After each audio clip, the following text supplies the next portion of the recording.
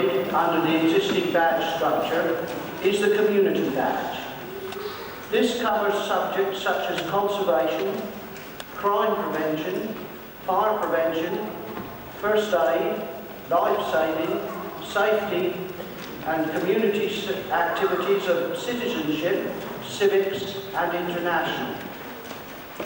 During the short period this evening, the lads will endeavour to demonstrate some of the many things they are taught. Firstly, we look at safety. Safety is basically common sense. Accidents don't happen, they are caused. Do you know how to wire up an electric plug?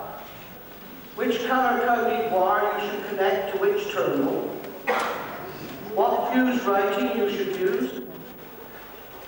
The chart indicates the colours of the installation: blue to neutral, brown to light, and yellow and green to earth.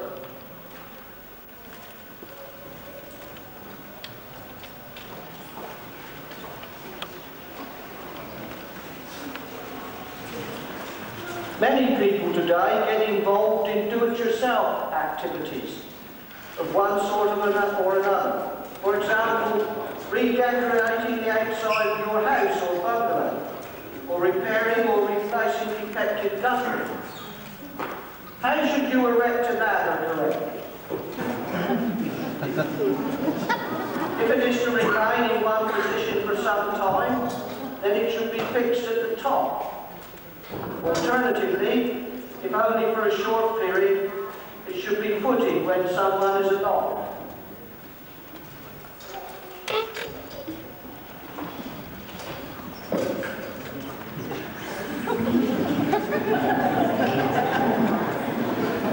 Now, when the job is complete, you should know exactly how to lower the ladder correctly.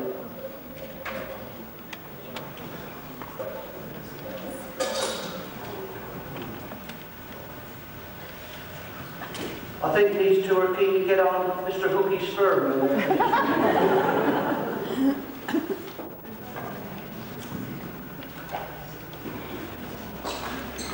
Many jobs involve the use of electrical and mechanical tools, drills, sanders, saws, etc.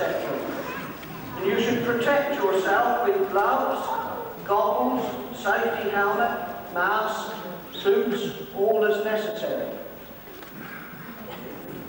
I have personal experience of a man who was simply breaking up some bricks to lay some concrete. He was using a hammer that had a loose head. He threw the hammer back with one movement and the head came off. He looked up in the air to see where the head was, and the head came down and landed on his own head and split his head open, and he had to have 7 stitches. Just a simple thing like that can prove how necessary it is to wear protective clothing. Now then, we turn to road safety.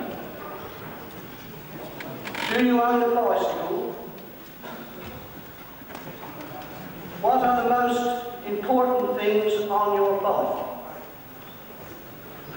The 3 most important things are your brakes, your tyres, and if you go out at night, your lights. Are they in good condition? Do they work efficiently? Are your tyres inflated to the correct pressure? And have they got a good tread on? Is your chain correctly tensioned? Is the saddle at the correct height? And to prevent possible theft, is your bicycle post-coded? Lads are also taught the various road signs and markings, what to do as a road user, as a pedestrian, a cyclist and a motorist. A good motto, if you're out at night, is see and be seen. So wear a luminous jacket or a bandolier. As the advert says, children should be seen and not hurt. Now we turn to crime prevention. Is your house secure against burglary and theft? Have you got safety locks on all your windows? If you are aged or live alone, do you have a safety chain on your door? We hear so much today about muggings and robberies. Many happen because we are creatures of habit, like Granny Hackett. She collects her pension the same time, every day, every week. Some start with notice. He attempts to snatch Granny's handbag, but she is prepared and she has a personal alarm in her handbag. She's able to defend herself and knows how to deal with an attack. Well done, Super Rat.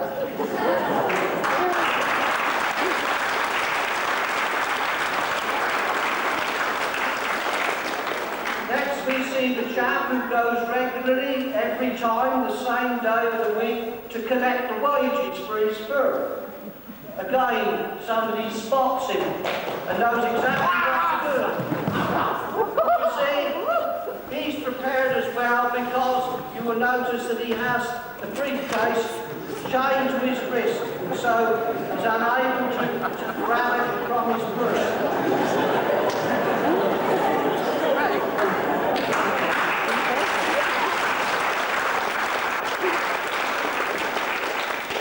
Finally, we turn to fire prevention. In order to have a fire, you must have three elements. You must have heat, you must have fuel, and you must have oxygen. It is known to all of us who study fire prevention as the infernal triangle. Would you know what to do if your chip pan caught fire? Firstly, you should turn off the heat, either on your gas or electric stove. Then you should endeavour to smother the flames, pushing the flames away from you and eventually smothering the whole of the flame.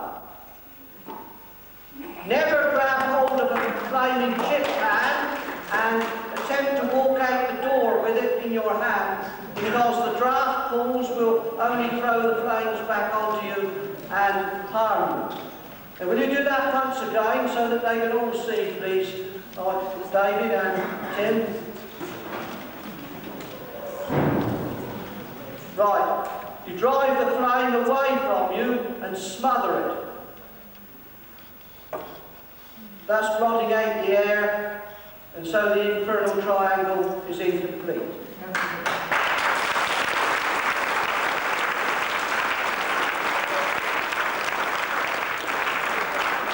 Fires don't happen, they are caused. For example, putting electrical appliances too close to a chair or a settee, leaving matches for children to play with. And we all know the tragic circumstances of when a seat filled with polyurethane foam gives off acrid flames and causes suffocation. We've endeavoured to show you something of what we have learned, but remember, whenever you need the emergency services, the number to ring is 999. Thank you.